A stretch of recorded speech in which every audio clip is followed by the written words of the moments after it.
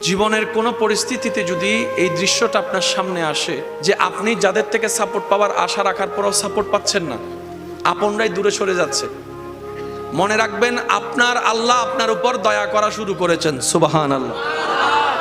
ওই বিপদ থেকে আপনি যাদের সাপোর্ট নিয়ে উঠতে চাচ্ছেন, রব চাচ্ছেন আপনাকে কেউ না করুক সাপোর্ট, আপনার আল্লাহই স্বয়ং আপনাকে সাপোর্ট করতে চাচ্ছে বলেই মানুষকে দূরে সরাই দিচ্ছে। সুবহানাল্লাহ। জীবনে যদি কখনো দেখেন কাছের মানুষ দূরে সরে যাচ্ছে, বেঈমানি করছে, দুই নাম্বারই করছে, চোখ উল্টাই ফেলছে, আপনি বুঝে নেবেন আল্লাহ তাআলা আপনাকে দুনিয়ার আসল চিত্র দেখাচ্ছে।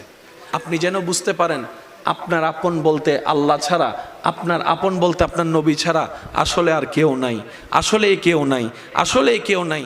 আপনার ভালোবাসার অধিকার পাওয়ার একমাত্র আল্লাহর আছে, স্রষ্টা হিসেবে নবীর আছে। আপনার উম্মত হিসেবে আপনি ভালোবাসবেন আপনার নবীকে, আপনি আল্লাহকে ভালোবাসবেন, আপনার নবীকে ভালোবাসবেন। এই বুঝটা দেওয়ার জন্য আল্লাহ অনেক সময় দুনিয়ার এই বাস্তবতা আমাদের সামনে এনে দেয়।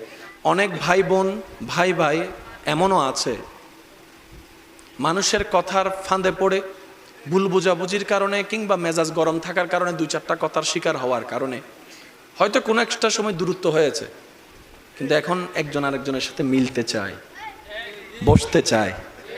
ওনাদের মাথায়ও চলে আসছে বাঁচবো আর কয়দিন, বুড়া তো হয়ে গেছে, কিন্তু ভাইকে এখনো বুকে জড়াতে পারলাম না, অনেক দিন হয়ে গেল। বড় ভাইয়ের মনেও সে তৃষ্ণা থাকে, ছোট ভাইয়ের মনেও সে আকাঙ্ক্ষা থাকে, কিন্তু অনেক দিনের দূরত্বতার কারণে, লজ্জাবোধের কারণে তারা